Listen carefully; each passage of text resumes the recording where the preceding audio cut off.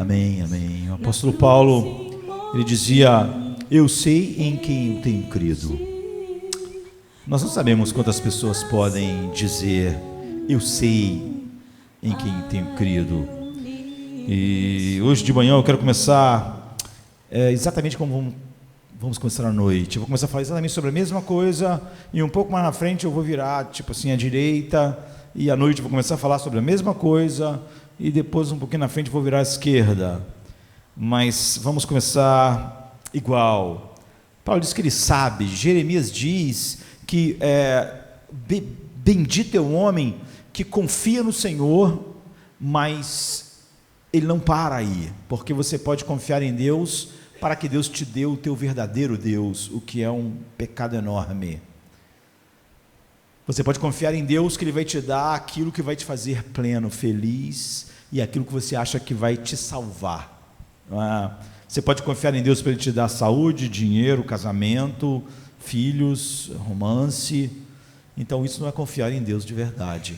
Então Jeremias diz: bem-aventurado é um homem que confia em Deus e faz de Deus a sua confiança. Ou seja, ele confia em Deus, de que Deus mesmo é a sua confiança. Ele faz de Deus a sua confiança, e não que Deus vai dar algo a ele para ele ter confiança. E há uma grande diferença entre você crer em Deus e confiar em Deus e fazer do próprio Deus a sua confiança. Eu acredito que todos nós aqui falaremos que acreditamos no mesmo que o apóstolo Paulo, mas o fato é que Paulo é um homem que mais sofre. Ninguém mais sofre na Bíblia do que Paulo.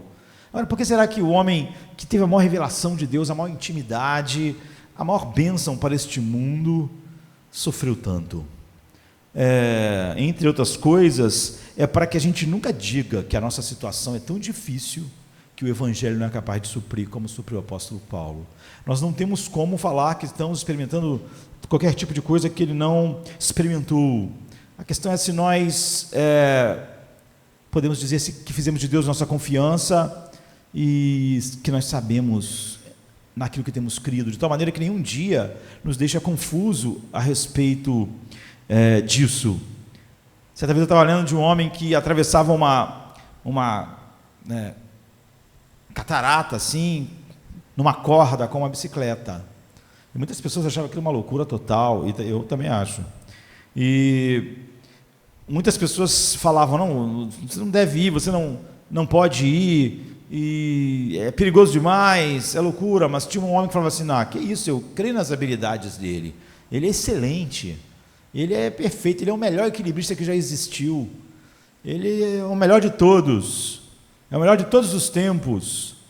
E ele perguntou ao homem: você acredita mesmo nisso, que eu sou o melhor, que eu tenho essa habilidade? Eu acredito, você é perfeito, é incrível, nunca vi nada igual. E a bicicleta tinha um lugarzinho na frente assim, ele disse para o homem assim: então senta aí na frente. Aí o homem disse: não, eu não. Você vê, é assim que muitas pessoas confiam em Deus. Sempre que ele tem que sentar sobre a palavra de Deus, sobre uma catarata de alguma situação, aí ele diz que não. Ele não sabe em quem ele tem crido. A gente muda com o tempo, né? Quando eu tinha 15, 16, 17 anos, eu gostava de acampar. Eu nunca gostei muito da natureza, mas eu gostava de acampar. Os amigos gostavam de acampar, e a gente acabou comprando barraca, essas coisas assim. E tinha uma barraca que não era bonita, não era sofisticada, porque era vendida numa loja especialista nisso, mas vendia também produtos do exército, e aí você podia comprar uma barraca mais rústica, que o exército costumava usar, e ela não tinha mosquiteiro, zíper sofisticado, não tinha essas coisas. Ela era meio bruta, não é? Mas, diferente das outras barracas, ela tinha estacas para você fixar a barraca no terreno, que eram enormes, muito diferente daqueles ferrinhos que as barracas têm.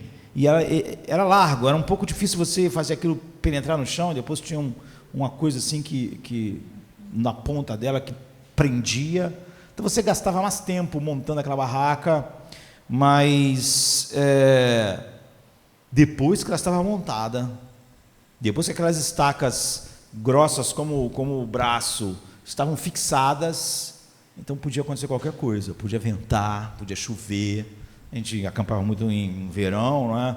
Podia chover, ter tempestade, mas aquela barraca não saía do lugar, ela ficava lá firme, fixa. Certa vez uns amigos junto com a gente, além de montar a barraca num lugar mais baixo, no terreno onde a gente estava, eu falei, olha, melhor não montar aí não. E eles estavam com pressa, porque a gente chegou de tarde, ainda dava tempo de ir no rio, e eles montaram um pouco mais abaixo, assim, da onde eu montei, e eles montaram muito rápido, e a minha tal demorava um tempo, mas naquela noite choveu, e o lugar onde a barraca deles estava encheu d'água. Além disso, o vento levou a barraca deles, e teve que dormir todo mundo apertado na minha barraca, naquela noite, porque, como eu disse, ela não saía do lugar, porque ela tinha estacas firmes, que eram capazes de suportar ventania, chuva, granizo. Então você ficava bem em qualquer tempo. Agora, as tempestades da nossa vida não são as tempestades que acontecem quando a gente sai para acampar. Nossas tempestades, elas se constituem de coisas como divórcio, doença, morte, desaparecimento. A questão é, você tem abrigo para esses vendavais? Você tem um tipo de barraca que as estacas são tão firmes que elas vão ficar lá? É isso que Paulo está dizendo. Ele sabia em quem tinha crido, ele tinha estacas da verdade de Deus tão profundas, que ele era um homem que ia lá e sentava no banco da bicicleta para atravessar as cataratas. Ele fez de Deus, da verdade de Deus, sua confiança. Paulo sabia, se alguém tinha motivo para viver ansioso e com medo e sem paz, era Paulo. Deixa a sua imaginação te levar 2000 anos atrás, e imagine um velho de 60 anos, que naquela época era muito mais velho do que hoje, porque não tinha nenhum cuidado médico. Então esse velho magro de 60 anos olhando pela janela de uma prisão romana, antes de colocarem ele naquela fortaleza que nós sabemos que ele esteve, em que era um buraco no chão. Então Paulo tem 60 anos e ele já é cristão há 30 anos. 30 anos. Não há nenhum porto praticamente em todo o Mediterrâneo que Paulo não tenha estado, viajando, enfrentando intempéries. Então Paulo está curvado, ele diz que o homem exterior dele se corrompeu, o corpo dele está marcado, ele é pele e osso, ele não é bem alimentado, ele não tem 3, 4 refeições por dia com nós, e ele está assim por causa dos quilômetros percorridos, de maneiras muito mais difíceis do que é hoje. Ele fala em perigos de rios, em perigos de estradas, em perigos do mar, naufragando, e pelos muitos açoites que ele recebeu, ele levou 39 chibatadas em 5 ocasiões diferentes.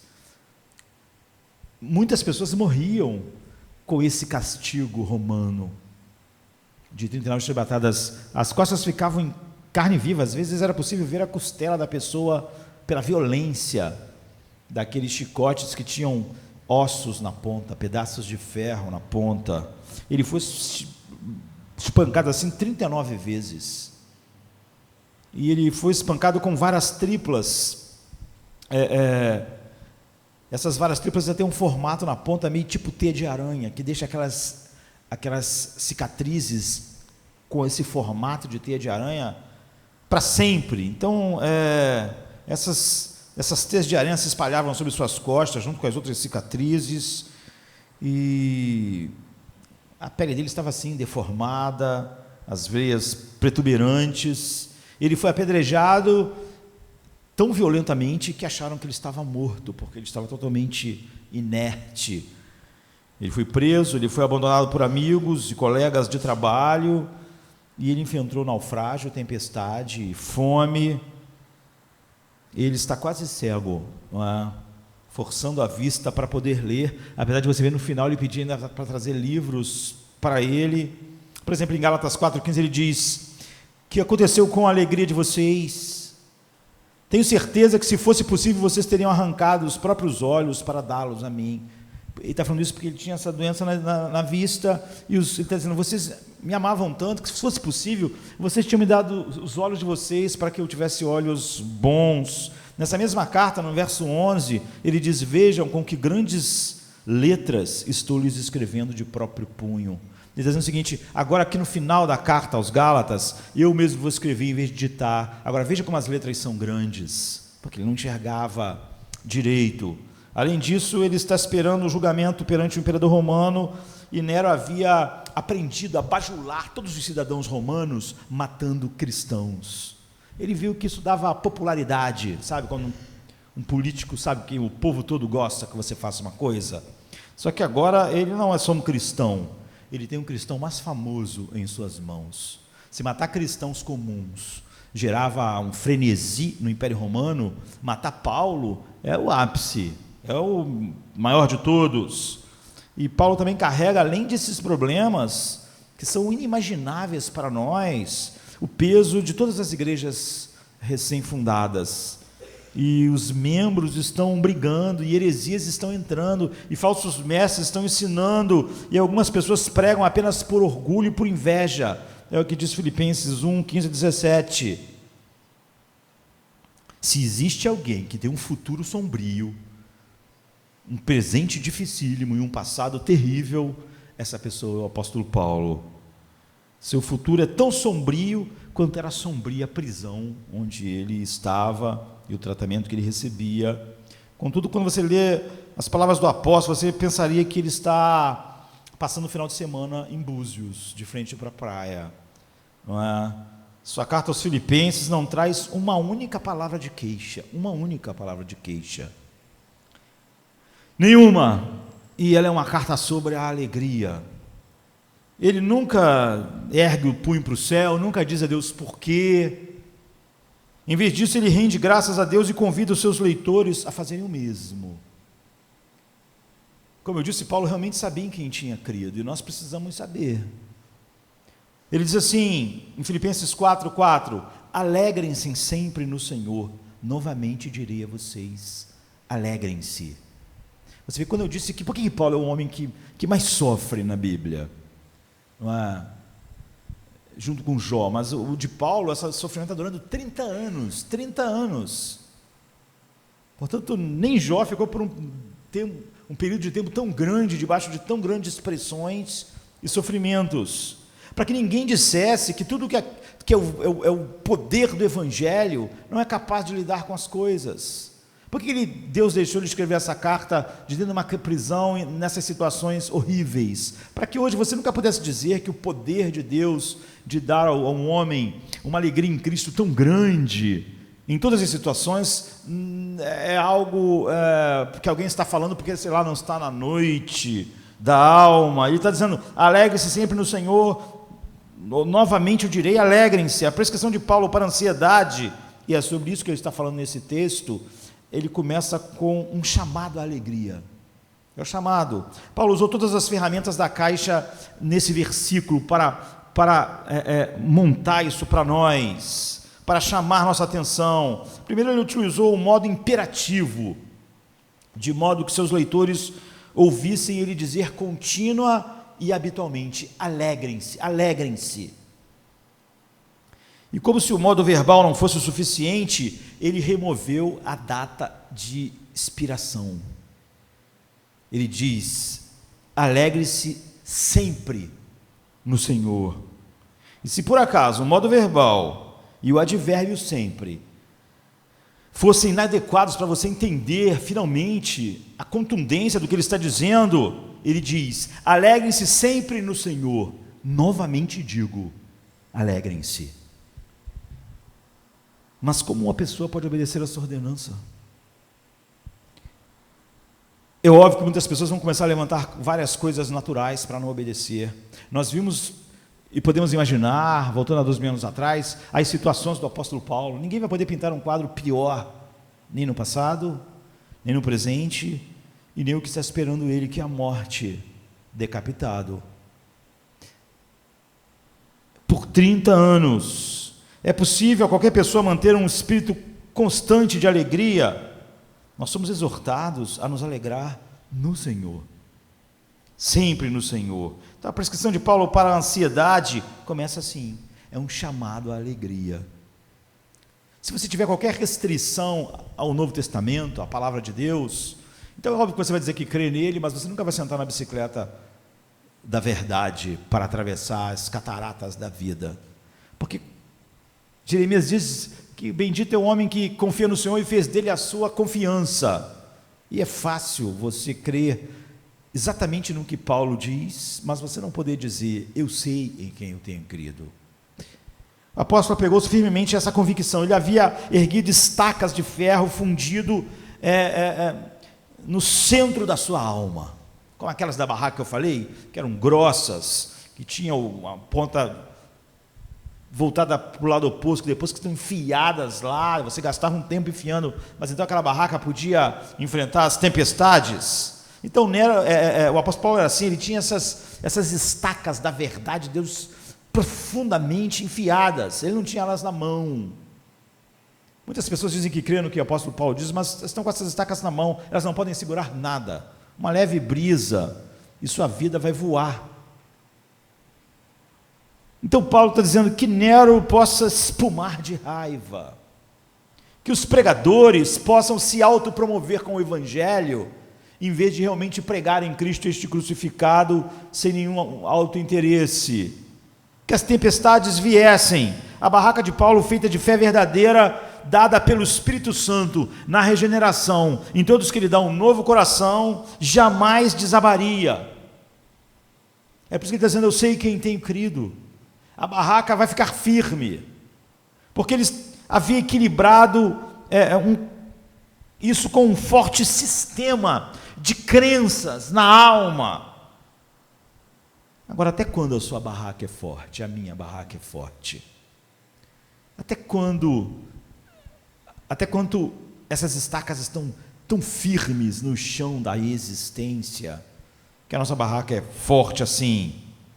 Então abra a tenda da sua alma e você verá uma série de crenças que servem como estacas para equilibrar a sua vida em todo o tempo. Nós, por exemplo, temos olhado para tantas promessas, se nós sabemos em quem temos crido, cada promessa dessa, que aponta para o caráter de Deus, para um atributo de Deus, para uma doutrina específica, é uma estaca firme. Alguém está no controle do universo, a vida tem um propósito. Eu, apesar de ser quem sou, agora tenho valor porque Deus me escolheu em Cristo. Ou seja, seu sistema de crenças não tem nada a ver com o seu temperamento, com a química do seu cérebro, com as suas circunstâncias, com a cor da sua pele, com a sua história anterior. Seu sistema de crenças não está relacionado com o exterior da barraca. Como eu disse, aquela barraca, ela não era linda, ela era forte, ela não era cheia de confortos como as outras barracas, mas ela aguentava a tempestade. O sistema de nossas crenças não tem nada a ver conosco. Não adianta nós apontarmos a fraqueza do vaso de barro, porque a Bíblia diz que o tesouro está em vasos de barro. E o conjunto de convicções, de estacas, são todas invisíveis. Quando você olhava para Paulo, você só via um homem velho, marcado pelo tempo, com o corpo maltratado, roupas maltrapilhas. Você não podia ver as estacas na vida dele. O que mantém esse velho de pé? O que mantém ele firme diante de Nero, diante do Império Romano? Mas é dessas estacas que dependiam a fé de Paulo, e só delas. Se o sistema de crenças for forte, você vai permanecer de pé. Se for fraco, a tempestade vence. É o que Jesus disse. Aquele que tem as minhas palavras como estacas assim, é como o homem que edificou sobre a rocha. Fica de pé, pode vir a tempestade. A fé sempre precede o comportamento. Nosso comportamento sempre é um eco do tipo de fé que está em nós. Por essa razão, Paulo, em cada uma das suas epístolas, abordou convicções antes de ações. Paulo nunca começa a falar sobre o que você deve fazer. Ele fala sobre a doutrina da justificação, a doutrina da eleição, a doutrina da soberania de Deus. Por exemplo, em Romanos, só quando ele acaba falando sobre as convicções, como em Romanos 8, em Romanos 9, e todo aspecto da nossa queda profunda e da nossa justificação, da nossa união com Cristo. Quando ele fala sobre todas essas coisas, só então ele aborda ações. Porque o que quer dizer é o seguinte: todas as ações que eu vou falar a partir do capítulo 12 não fazem nenhum sentido para você se você não tem essas estacas. Quando ventar forte, se a estaca de Romanos 8, que diz, todas as coisas cooperam para o bem daqueles que amam o Senhor, não estiver profundamente cravada no chão da sua existência, isso não vai ser consolo para você no dia mau. Para mudar de modo como uma pessoa responde à vida, é preciso mudar a sua crença sobre a vida. O mais importante em você é o seu sistema de fé, pois eu sei em quem tenho crido. As estacas da minha barraca estão tão profundas, e é por isso que ele está dizendo: alegre-se sempre no Senhor. Outra vez digo, alegrem-se. Primeiro lugar, que tipo de alegria o Espírito Santo cria em nós? É a alegria do próprio Deus. Você vê que alegre-se no Senhor. Outra vez digo, alegrem-se. Não é alegrar em qualquer outra coisa. Todas as estacas das verdades bíblicas apontam apenas para uma coisa. Então você entra na alegria de Deus. Em 1 Timóteo 1,11, Paulo diz assim: o evangelho da glória do Deus bendito. Essa é a tradução mais comum, mas talvez ela faça a gente perder um pouco. Ele usa a palavra Macarios, que é feliz, que é alegre. Por isso que às vezes se traduz de um jeito, às vezes de outro. Por exemplo, bem-aventurado é o homem, ou então feliz é o homem, porque a palavra é a mesma. Bendito é o homem que põe sua confiança em Deus, ou feliz é o homem, porque a palavra é essa. Na maior parte das vezes ela é traduzida por feliz mesmo. Macarios. Paulo está dizendo algo incrível, assim, são as boas novas, o evangelho da glória do Deus feliz, da glória do Deus alegre. Em grande parte da glória de Deus, grande parte da glória de Deus consiste na sua felicidade, na sua alegria, na sua plenitude. Ele não precisa nada fora de si mesmo, ou seja, de Deus, da Trindade, para que essa alegria seja plena, perfeita. Então era inconcebível para o apóstolo Paulo que Deus pudesse ser negada a Deus a alegria infinita, e ele ainda ser glorioso. Se ele não tivesse alegria perfeita, completa, então Deus não seria glorioso. Ser infinitamente glorioso é ser infinitamente feliz. Então ele usou a frase, a glória do Deus feliz, porque não seria glória totalmente glorioso se ele não fosse totalmente feliz, se não fosse totalmente, a alegria dele não fosse perfeita e completa. Porque é uma coisa gloriosa para Deus ser tão feliz quanto Ele é. A glória de Deus consiste muito no fato de que Ele é feliz além da tua imaginação mais selvagem. Você pode imaginar a felicidade maior que existe, mas você não está nem perto da felicidade e da alegria que Deus tem. Ele tem uma felicidade infinita como objeto infinito do seu ser. Jonathan Edwards, pregando sobre isso, disse assim: parte da plenitude de Deus que Ele comunica é a sua felicidade. Essa felicidade consiste em desfrutar e regozijar em si mesmo. Assim também é a felicidade da criatura. Ou seja, essa felicidade consiste em Deus desfrutar e regozijar em si mesmo. E qual é a felicidade, a alegria verdadeira da criatura? É desfrutar e se regozijar em Deus. Você vê que Paulo falou: alegre-se no Senhor. Este é o evangelho da glória do Deus feliz. É totalmente possível falar em evangelho e da glória e da não alegria e da não completude em Deus e da miséria e da vida caracterizada pela ansiedade, o medo, o desespero. E pior, o fim, assim. Então é uma boa notícia que Deus é gloriosamente feliz e tem uma alegria infinita, não por causa de nós, nem desse mundo, nem de todos os mundos, nem de todo o universo, nem do céu. Porque se Deus é infeliz, então o objetivo do Evangelho não é um objetivo feliz. Ele não é nova de grande alegria. Isso significa que não seria um evangelho, uma boa nova, a melhor nova que os anjos ou os homens jamais ouviram. Mas de fato Jesus nos convida a passar a eternidade junto com um Deus feliz. Quando Jesus disse que nós vamos entrar com corpos gloriosos na eternidade, como é que ele descreve isso? Em Mateus 25, 22, ele diz: entra no gozo do teu Senhor, entre na alegria do teu Deus, entre na felicidade do teu Deus. É assim que ele descreve: entre no gozo do teu Senhor. Jesus viveu e morreu para que a sua alegria e a alegria de Deus pudesse estar em nós. E dizer que alguém tem em Jesus os efeitos da salvação e não a alegria pela qual ele morreu. Ele diz em João 15, 11, 17, 13, para que a minha alegria esteja em vós e a vossa alegria seja completa. Portanto, o Evangelho é o Evangelho da glória do Deus feliz.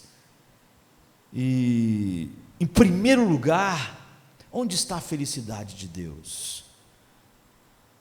É uma felicidade e uma alegria em seu Filho.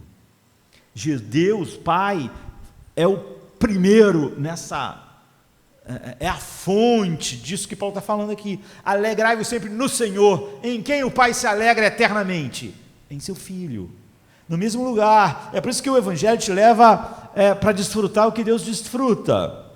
Assim, quando compartilhamos a felicidade de Deus, nós compartilhamos o prazer que o Pai tem no Filho, a alegria que o Pai tem no Filho.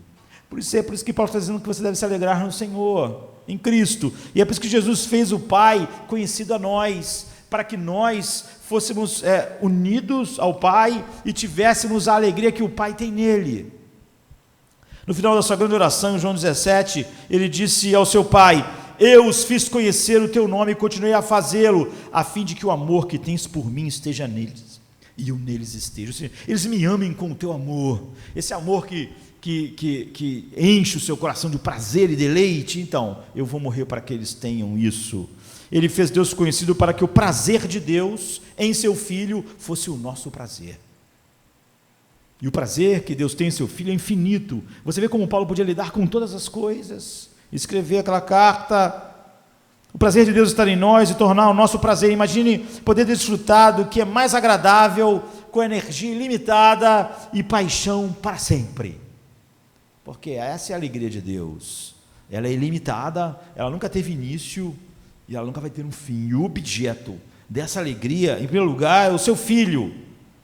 A nossa experiência agora não é essa experiência de perfeição, de plenitude da eternidade, mas como nós já dissemos, tudo que nós vamos ter na eternidade foi dado um penhor a nós, uma alegria em Deus, uma paz em Deus, comunhão com Deus, todas as coisas. É por isso que o Espírito Santo habita em nós. Ele é o penhor da nossa salvação. Ele trouxe para nós tudo que nós vamos ter no céu, e Ele está fazendo isso crescer em nós, até um dia ser dia perfeito. Então,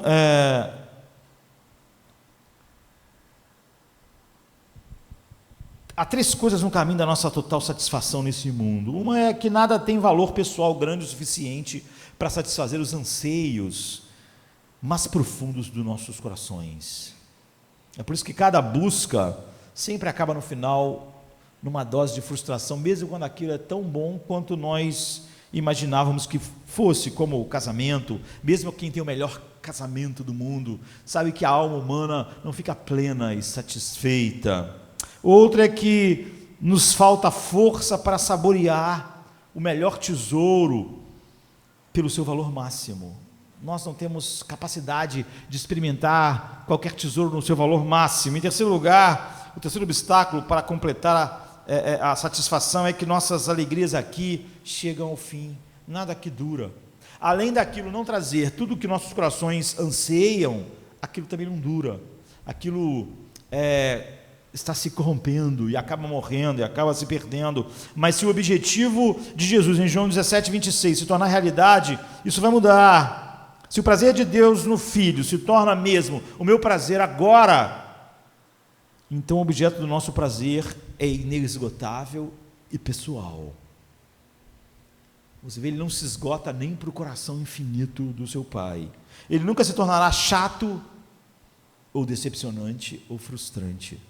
Se tornou. É óbvio que nós não temos essa estaca na alma. Jesus nunca se tornou chato, decepcionante ou frustrante para o Deus Pai. Nenhum tesouro maior pode ser concebido do que o Filho de Deus. Alegrai-vos sempre no Senhor. Além disso, nossa capacidade de saborear um tesouro inesgotável não será limitada à fraqueza humana.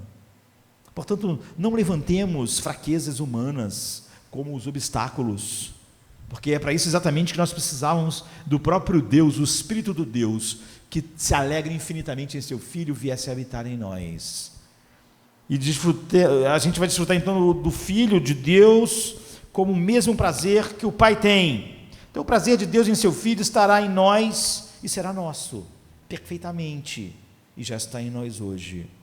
Isso nunca vai terminar, porque nem o Pai nem o Filho nunca terminam. Eles nunca começaram. Seu amor um pelo outro será o nosso amor por eles. E, portanto, nosso amor por eles nunca vai morrer. Nunca vai diminuir. Então, o prazer de Deus, em primeiro lugar, é um prazer em seu Filho amado.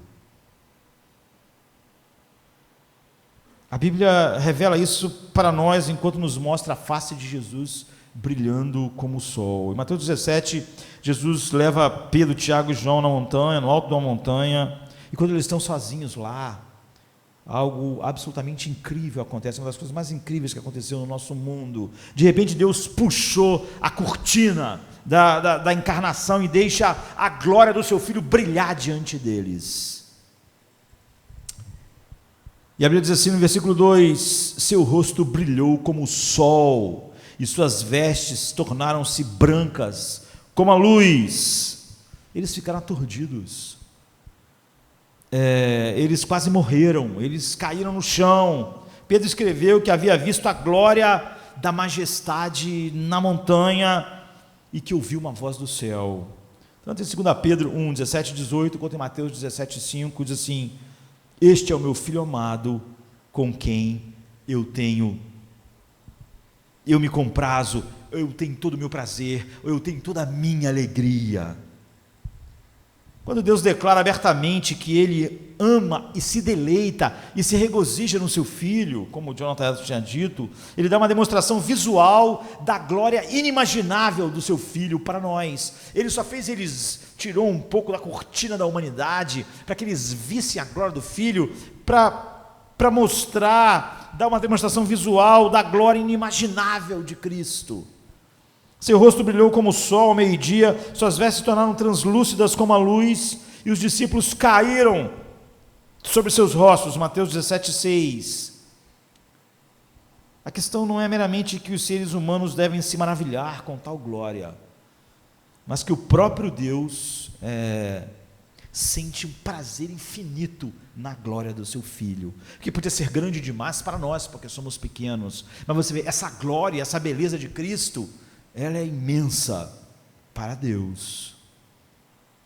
Ele revela isso em luz ofuscante, e em seguida ele diz: esse é o meu deleite. Vocês querem conhecer o meu prazer? Vocês querem conhecer a minha satisfação?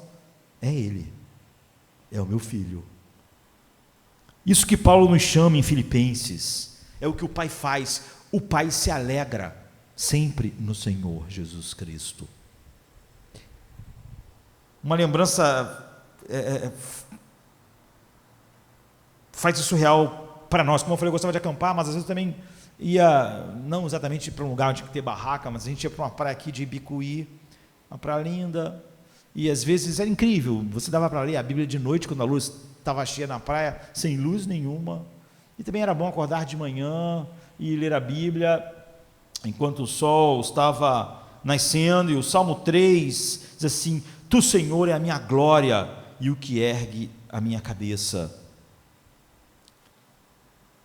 O versículo 3, Salmo 3,13: mas tu, Senhor, és o escudo que me protege, és a minha glória e me fazes andar de cabeça erguida. Então, quando você lê um texto como esse, lendo lá, e você está deixando isso se aprofundar em sua alma com uma grande estaca, o sol começou a nascer, e a gente sabe que quando o sol nasce, antes do sol nascer já está claro, ou seja, os efeitos do nascimento do sol são vistos antes do sol. Antes de você ver o sol surgir, o céu fica claro, e depois o sol aparece, e parece o quê? Uma ponta de dedo, que é como que a ponta de um dedo assim, de fogo no horizonte. Essa hora, não é, de manhã cedo, quando está amanhecendo ali na praia, você ainda podia olhar para o sol, e esse era o texto, não é? E o texto continua assim no versículo 7, levanta-te, Senhor, salva-me, Deus meu, e levanta-te. E quando você olhava para aquela ponta que parecia um dedo em brasa lá no horizonte, brilhando sobre o mar, você começa a olhar e é lindo, e logo você começa a ter dificuldade para continuar olhando, sem ficar cego. Quanto mais o sol sobe, mais brilhante você o vê, e daqui a pouco, daqui a alguns minutos, você é lindo, mas você não consegue mais olhar.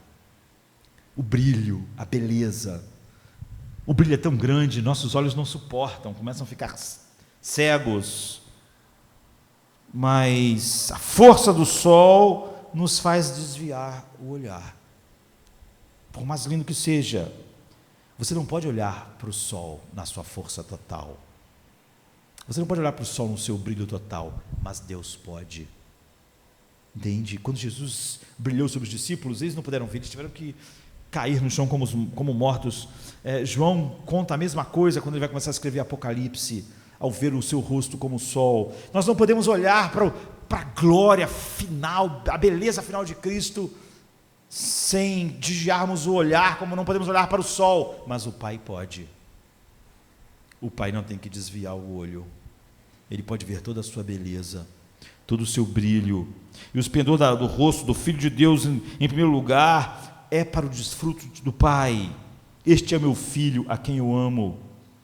Ele está dizendo para eles, ele é meu prazer. Vocês devem cair com o rosto e afastar os olhos, mas eu vejo meu Filho em seu esplendor.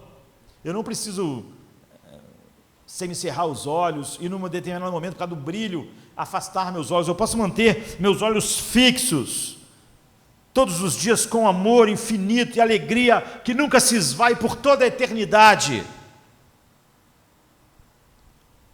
Certamente isso é uma coisa implícita em João 17, 26, que diz que está chegando o dia em que eu terei a capacidade de me deleitar no Filho como o Pai faz. Haverá um dia em breve em que eu, Josemar, poderei olhar para o sol, aquilo que Deus criou o sol para mostrar como o seu Filho brilha. Então eu vou poder olhar para o sol sem ter que fechar os olhos, sem me cegar, para enxergar toda a beleza. Meus olhos frágeis terão o poder de receber a glória do Filho brilhando em toda a sua força, exatamente como os olhos do Pai contemplam Cristo brilhando em toda a sua força. O prazer que Deus tem em seu Filho se tornará então o meu prazer, e eu não serei consumido, mas fascinado por essa beleza para sempre. Hoje eu ainda tenho que virar o rosto quando o sol está brilhante. A face de Cristo brilha assim, mas é tão encantador, é tão lindo, é suficiente para um homem na cadeia dizer: alegrem-se no Senhor. Mas uma outra vez o Pai fala sobre o seu afeto para com seu Filho. No batismo de Jesus, ele desce como uma pomba, enquanto o Pai diz do céu, o Espírito Santo desce como uma pomba, e o Pai diz: este é o meu Filho amado, em quem eu tenho todo o meu prazer, alegria, deleite. Mateus 3, 16, 17. Agora é uma imagem muito diferente. Você vê que a primeira imagem é a do sol, que você não pode olhar. Agora essa é uma imagem diferente. É uma pomba suave e quieta e vulnerável, que desce sobre Cristo. É o tipo de animal que essas pessoas pobres ofereciam como sacrifício. Uma pessoa pobre que não podia dar, os pais de Jesus foram assim, não podiam trazer um animal mais caro para o sacrifício, a lei dizia: traga uma pomba. Era essa coisa frágil, de pouco custo. Então o prazer de Deus em seu Filho vem não apenas do brilho da majestade, mas da beleza da sua mansidão, da beleza da sua humildade. Ele é o cordeiro e o leão. Você vê, por isso que Deus usa mais de uma coisa. O Pai se deleita na supremacia do seu Filho como sol, mas na sua servidão em mansidão. João 3,35 diz assim: o Pai ama o Filho e entregou todas as coisas nas suas mãos. Ou Isaías 42,1 que diz: eis o meu servo a quem sustento, o meu escolhido em quem eu tenho todo o meu prazer. Mateus cita essa profecia do Antigo Testamento, da alegria do Pai, em que ele tem todo o prazer em conexão com essa unção do Espírito sobre Cristo. Então Mateus 12, 18 a 20 diz assim: eis o meu servo, ele está citando Isaías, a quem escolhi, o meu amado, em quem eu tenho prazer. Ele cita literalmente Isaías 42:1. Porém sobre ele o meu espírito, e ele anunciará a justiça às nações. Não discutirá, nem gritará, ninguém ouvirá a sua voz nas ruas. Não quebrará o caniço rachado, não apagará o pavio que fumega, até que leve a vitória à justiça. Então você vê, primeiro a alma do Pai, primeiro o coração do Pai se alegra no Filho, em seu esplendor, que só o sol pode nos mostrar, o brilho, a glória, mas também ele se alegra pela mansidão e compaixão do seu Filho, que só um animal frágil, como uma pomba, pode mostrar. Quando uma cana está quebrada, a cana já é frágil, não é um junco. Quando ele está quebrado, qualquer coisa vai... Mas a mansidão, ele está dizendo, ele não vai quebrar a cana quebrada. A mansidão dele é tão grande. Quando uma cana está quebrada e prestes a partir, o servo manterá ela em posição vertical, o servo do Senhor, até que ela se cure. Quando o pavio estiver queimando, o pavio nem tem mais fogo, só está fumegando. Nós sabemos como um pavio assim é frágil, você encosta ele, se vai.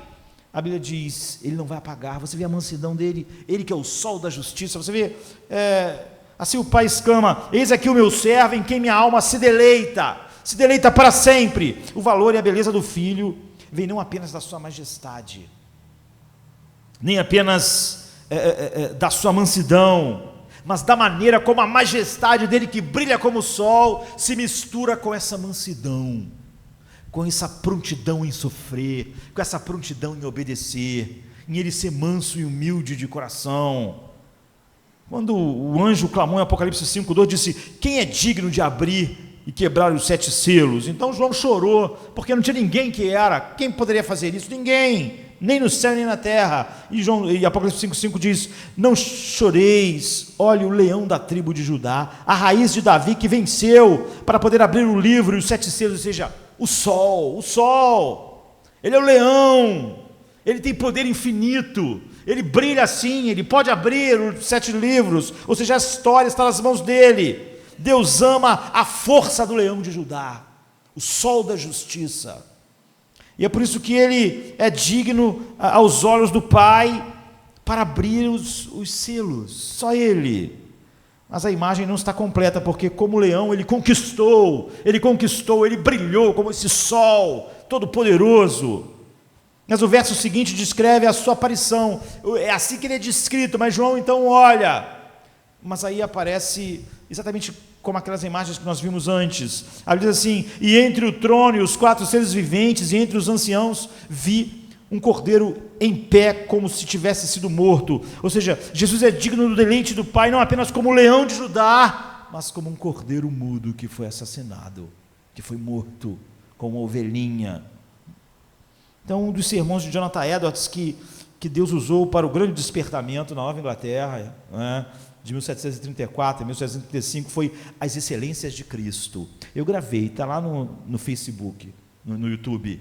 Para mim, esse é o maior sermão já pregado na história do mundo, a não ser aquelas coisas que Jesus mesmo pregou. Para mim, o maior sermão que eu já ouvi, no caso eu li, depois eu ouvi, porque eu gravei, é esse sermão de Jonathan Edwards, As Excelências de Cristo. Não há nada mais que nos leva mais a admirar a beleza finita de Cristo do que esse sermão. Nada.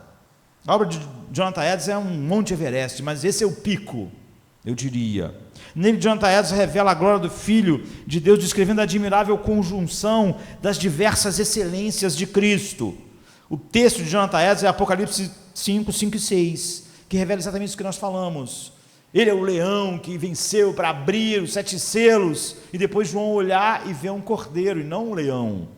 Ele mostra como a glória de Cristo é a combinação, Jonathan Edwards no seu sermão, de atributos que parecem ser totalmente incompatíveis numa mesma pessoa, e o sermão incrível é tudo sobre isso.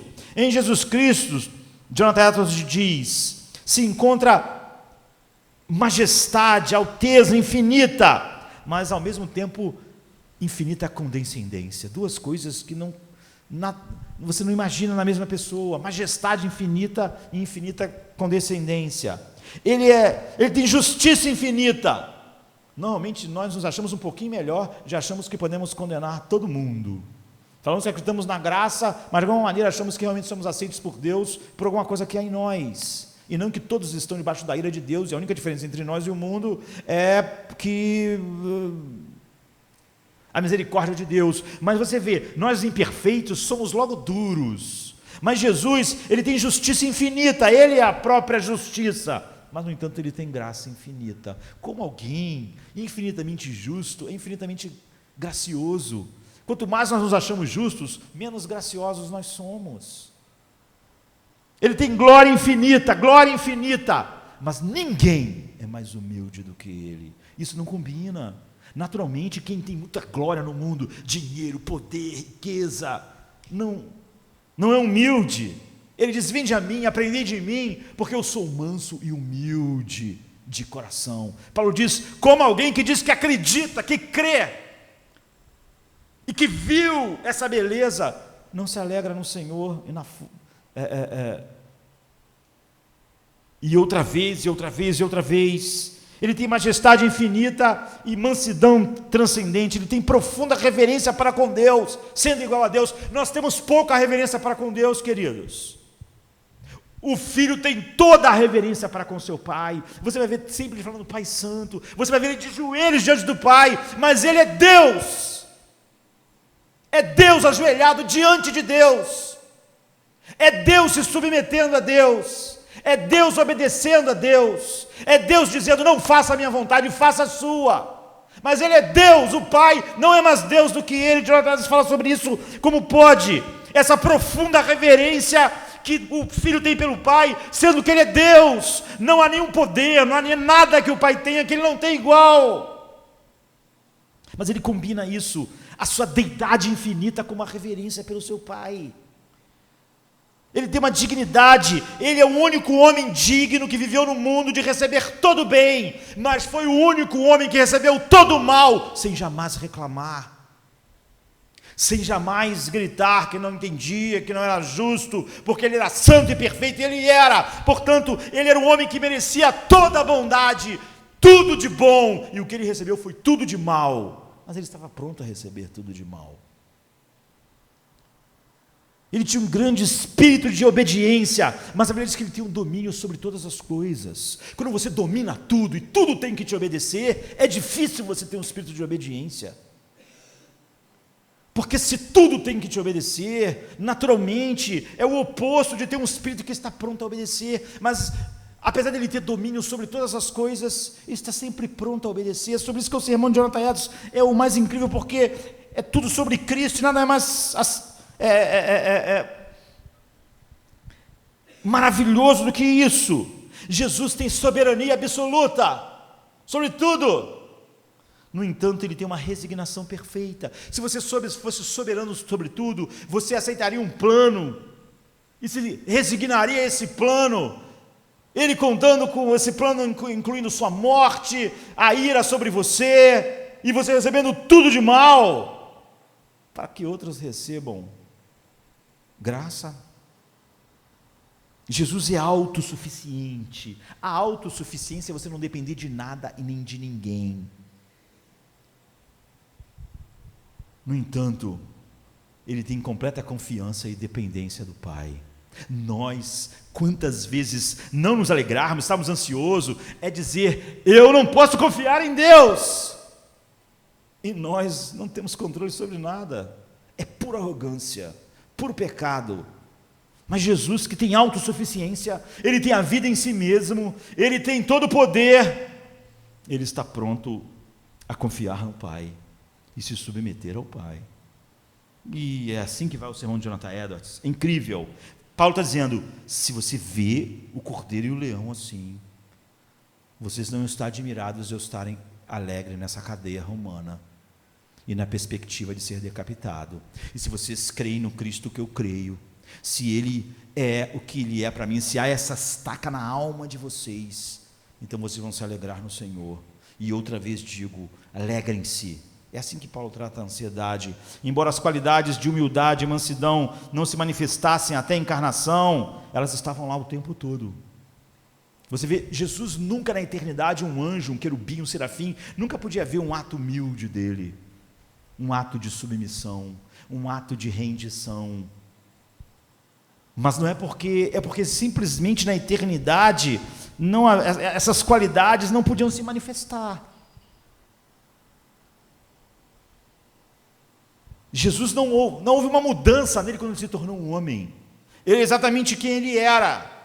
Só que agora, nesse mundo caído, essas qualidades de cordeiro poderiam aparecer.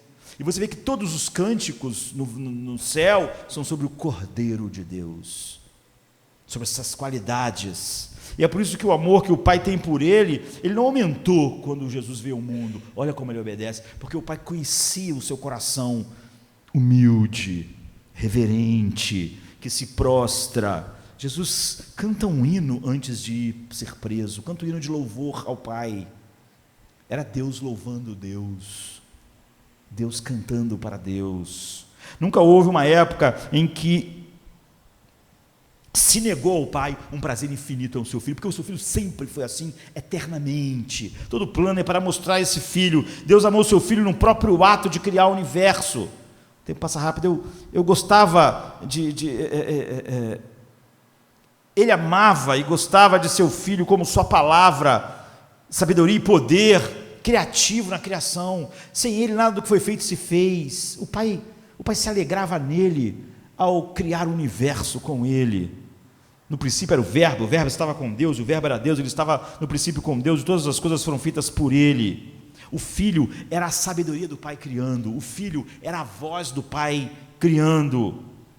E como dizem Provérbios 10, 1, 5 e 15, 20, o Filho sábio alegra o Pai. A sabedoria infinita de Cristo na criação enche o Pai de alegria. De fato, Provérbios ainda é mais específico, ele pega a sabedoria de Deus e personifica numa pessoa, Cristo, e diz assim: quando ele, Deus, estabeleceu os céus, a sabedoria, estava lá, Cristo, ao lado dele, como um mestre operário, e eu me deleitava diariamente, regozijando-me diante dele, sempre. O Filho de Deus era o deleite do seu Pai, e ao se regozijar com o Pai, na maravilha da criação, deles criando, eu me pergunto se há uma leve semelhança em nós, eu como pai, ou por exemplo, José com Jesus, quando via Jesus com seus 15 anos de idade,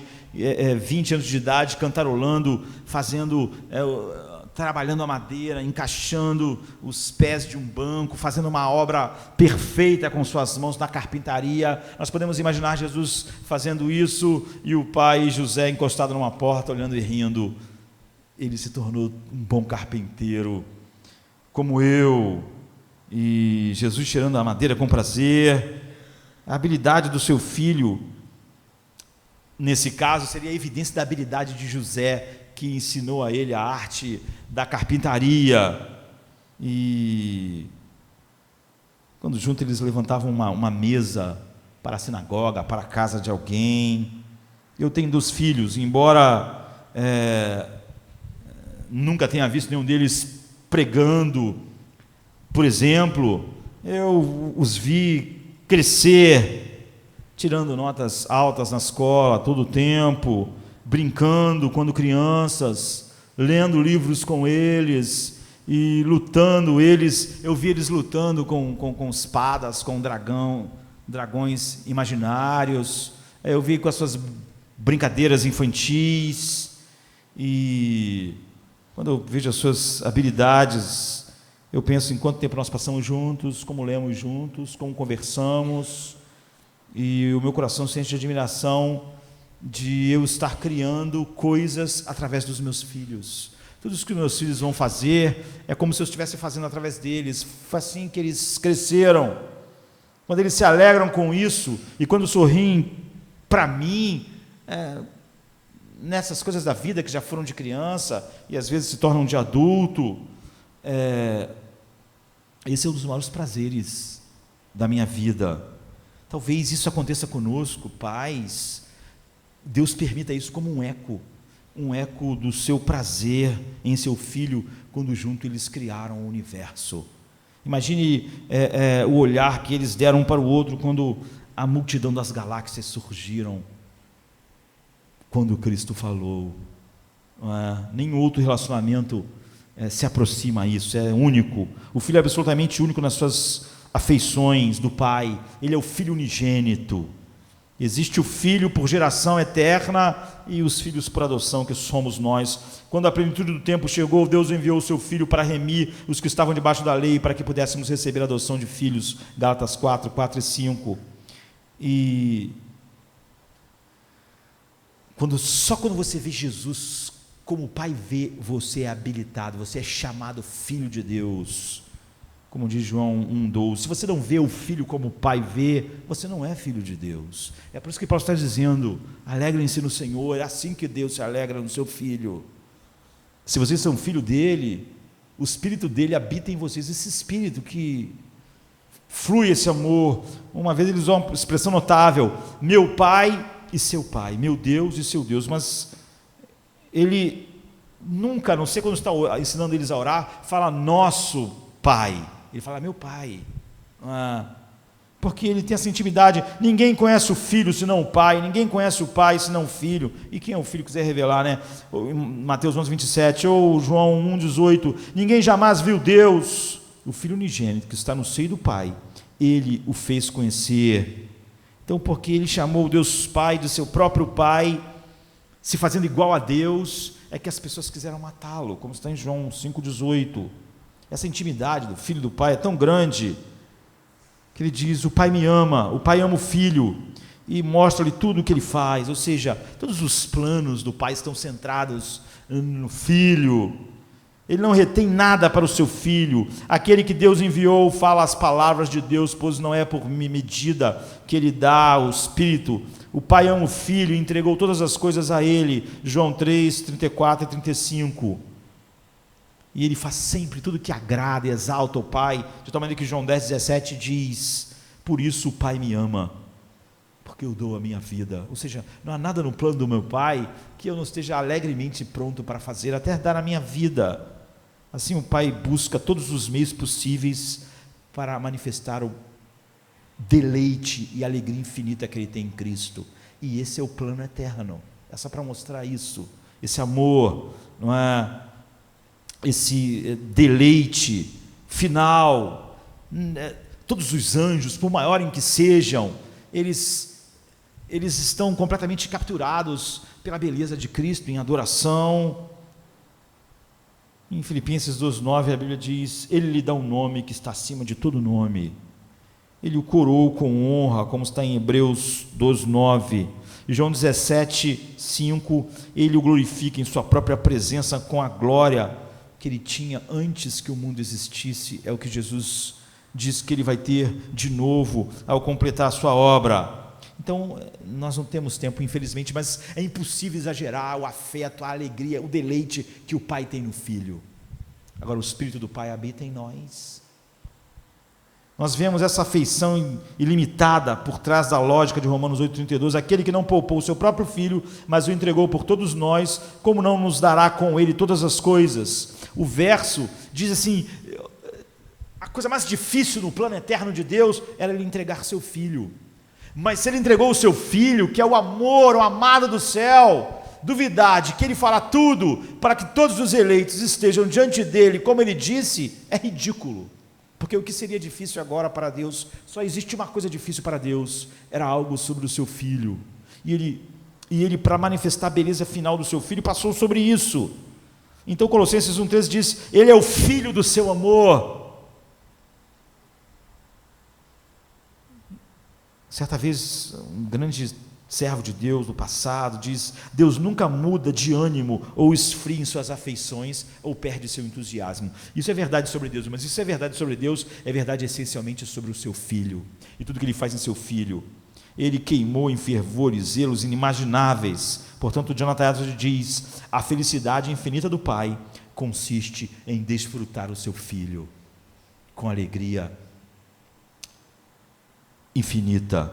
Então, quando a gente diz que Deus ama o seu filho, não estamos falando que esse amor é um amor abnegado, um amor sacrificial, porque é assim que nós amamos aquilo que não é digno. Deus te ama assim, é um amor misericordioso, porque você não é glorioso, porque você não é nada, porque eu não sou nada. Quando Deus me ama, Deus está mostrando a sua misericórdia, porque nós não somos objetos amáveis, não é como nos ama que o pai ama o filho. Nós estamos falando de um amor que tem um prazer perfeito. Jesus é o perfeito objeto do amor do pai. Não há nada condescendente no amor do pai para com o filho. O pai tem um amor infinito para o seu filho, porque o seu filho merece um amor infinito. O pai tem uma alegria infinita em seu filho, porque o seu filho produz de fato uma alegria infinita. Agora, como nós não vamos alegrar em Cristo? Como vamos inventar um evangelho onde não há alegria? Deus não está inclinado a ter pena dos indignos quando Ele ama o seu filho. Quando Ele nos ama, Ele tem pena de alguém indigno. E o seu amor é fruto disso, dessa misericórdia. Mas Ele está totalmente satisfeito e sempre Ele diz, eu me comprazo nele, eu estou totalmente satisfeito. Deus nunca estará satisfeito em nós. Ele nos ama em Cristo, nos recebe em Cristo e fica satisfeito em nós por causa de Cristo. Mas não é assim. A plenitude do amor da deidade habitou em Cristo assim. Então, a plenitude de Deus habitou nele quando ele andou no mundo. Em Cristo, Colossenses 2,9 diz, habita toda a plenitude da divindade corporalmente. Paulo está dizendo, você não vai se alegrar no Senhor. Vocês acham realmente que uma prisão romana pode abafar o que encheu a eternidade do céu? O coração do Pai não pode, se o Espírito do Pai habitar em nós. Você vê por que o fruto do Espírito é amor, alegria, paz. Você vê que isso não é só o eco do Espírito de Deus, daquilo que o Espírito de Deus manifestou eternamente do Pai para com o Filho. Deus sempre amou o Filho de todo o seu coração. Deus se agradou que nele habitasse toda a plenitude da divindade. Isso tudo porque Deus se deleita em ser Deus. Nós podemos concluir que o prazer de Deus em seu Filho é o prazer de Deus em si mesmo. Visto que o Filho é a imagem perfeita do Pai, então o deleite de Deus no Filho é um deleite em si mesmo. Deus só pode se deleitar perfeita e finalmente em Deus. Ele pode se deleitar em nós quando nos vê em seu Filho. Então Deus, a original e primitiva e mais profunda alegria fundamental de Deus é a alegria que Ele tem em suas próprias perfeições, perfeitamente manifestadas em seu Filho. Paulo fala disso como a glória de Deus na face de Cristo. Quando você vê isso, essa alegria entra em sua vida, e ela só vai crescer, até que você, depois que tiver um corpo perfeito, possa olhar para o sol, sem precisar tirar mais a vista, e ver a plenitude do Filho como o Pai vê. Mas agora, o sol já está brilhando, e você já está vendo um mundo de belezas, nele e através dele. Tudo que ele vê, reflete plenamente o seu Filho. Ele vê tudo o que ele é em seu próprio Filho, e nisso ele se alegra com infinita alegria. Isso podia parecer vaidade, porque nós somos proibidos em alegrarmos em nós mesmos, e nos gloriarmos em nós mesmos. Isso para nós seria vaidoso e presunçoso. Mas por quê? Nós não devemos imitar Deus em tudo que Ele é. Há atributos que são só de Deus, e foi essa tentação no Éden, querer ser igual a Deus naquilo que nós não somos. Nós somos criaturas. Só Deus é autossuficiente, portanto Ele pode se alegrar em si mesmo, na sua beleza infinita. Da mesma forma, nós somos criados para algo infinitamente melhor do que nós mesmos, e mais nobre, e maior, e mais profundo do que a autocontemplação. Por isso, quando nos contemplamos a nós mesmos e não a Deus, acabamos sem alegria, porque não é em nós mesmos beleza, glória e nada que possa nos satisfazer, mas como nossa cultura, como nós adoramos olhar no espelho e ficarmos felizes com o que estamos vendo. Quando não estamos felizes com o que estamos vendo, não temos alegrias, temos horrores e depressões, mas é porque nós estamos olhando para o lugar errado. Fomos criados para contemplar e desfrutar Deus, não para contemplar e desfrutar nós mesmos. Qualquer coisa menos que isso seria idolatria para com Ele e uma decepção para nós, e é por isso que não há alegria às vezes no coração, porque as pessoas estão se contemplando no espelho e não estão gostando do que veem, ou gostam no dia, mas logo se esvai. Deus é mais glorioso de todos os seres, não amá-lo e deleitar-se nele é uma grande perda e um insulto infinito. Deus não ser a nossa alegria é o insulto final, é a raiz de todo pecado, mas o mesmo é verdade para Deus. Deus insultaria Deus se Ele tivesse a sua alegria em qualquer coisa que não fosse Deus, porque Ele teria que se alegrar e se deleitar em algo menor, indigno. Isso seria injusto. Para Deus se alegrar totalmente em seu Filho é a essência da justiça. A justiça é avaliar as coisas pelo que elas são e pelo valor que elas têm. Não é a essência da justiça colocar o valor supremo no que é mais valioso. Então, Deus coloca o valor supremo em Cristo, a alegria total em Cristo, porque Cristo é o objeto perfeito disso. Assim, a justiça de Deus é um infinito zelo, alegria e prazer que Ele tem no que é supremamente valioso, Ele mesmo, que é perfeitamente revelado em seu Filho. E se Ele fosse agir contra essa paixão eterna do seu coração, essa alegria, esse amor, esse deleite infinito, então Ele seria injusto e seria idólatra. Então você encontraria um Deus que não é luz, em quem haveria trevas. Nessa justiça divina centrada em Deus está um obstáculo da salvação. A infinita consideração que o Pai tem pelo seu Filho torna possível, apesar disso, que eu, um pecador perverso, digno da sua ira, seja amado e aceito, porque a única maneira é Ele colocar eu em seu Filho amado, para Ele me amar.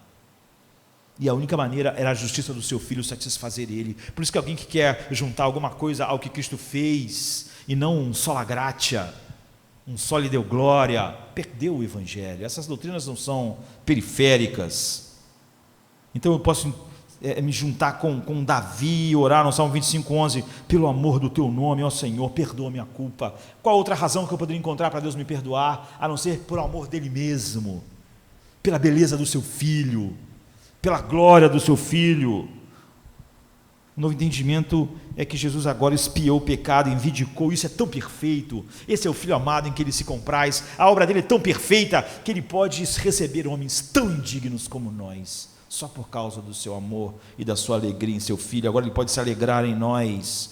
Henry Scougal, que é um homem há séculos atrás, ele falou que o homem é medido pelo objeto que ele mais ama, que mais tem intensidade. Se o que o homem mais ama é o sexo, ele é medido por isso. Quanto mais baixo é aquilo que o homem mais ama, se o que mais ama é o dinheiro, então a medida dele é essa. Esse coração é horrível. Quanto mais elevado é o que você ama, mais elevado um ser humano é. Se o homem ama a misericórdia, esse homem está num patamar mais elevado. Agora, se o amor do Pai ao Filho, a própria glória infinita e perfeita, e Ele ama o seu Filho com a energia perfeita, então quão glorioso e feliz, perfeito tem sido o Pai e o Espírito Santo fluindo entre eles, esse amor desde toda a eternidade.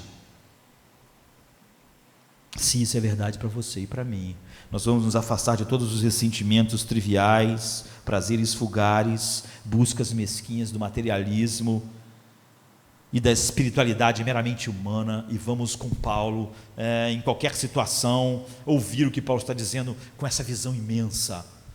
Alegrai-vos no Senhor.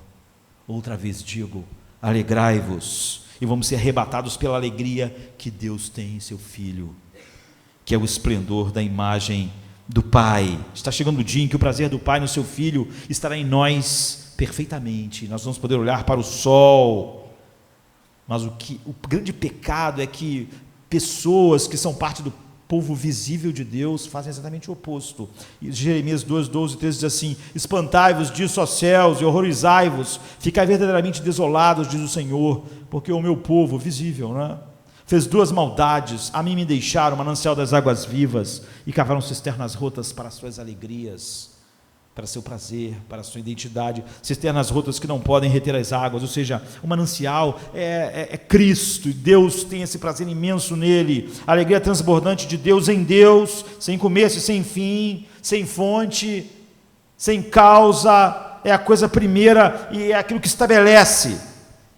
Dessa fonte infinita de alegria do Pai pelo Filho, flui toda a graça e toda a alegria no coração de todos aqueles que o Pai escolheu exatamente para colocar esse amor do Filho. Então Paulo era como uma rocha de Gibraltar, que o mar bate há milênios, ela está lá. Por quê? Porque as estacas da barraca de Paulo nessas doutrinas estavam profundamente enfincadas. Se o Senhor é suficiente para a alegria do Pai, como Ele não seria suficiente para a sua? Paulo está dizendo. Como Ele não seria suficiente para a minha alegria na prisão?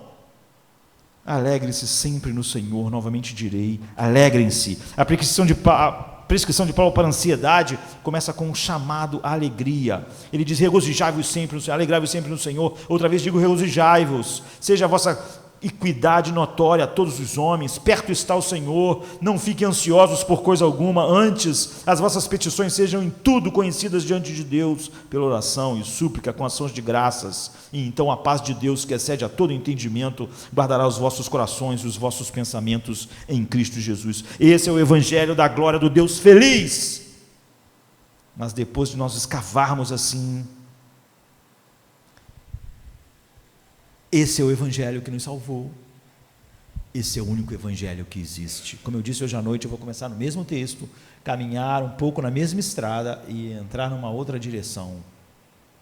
Mas você vê as bases infinitas da alegria do coração daqueles que foram salvos. Obrigado por esta manhã, Deus. Que as suas promessas sejam só, Senhor Pai, o fogo que aumenta em nossos corações o deleite, prazer, a alegria em seu Filho, como tu tens, no poder do teu Espírito. Amém.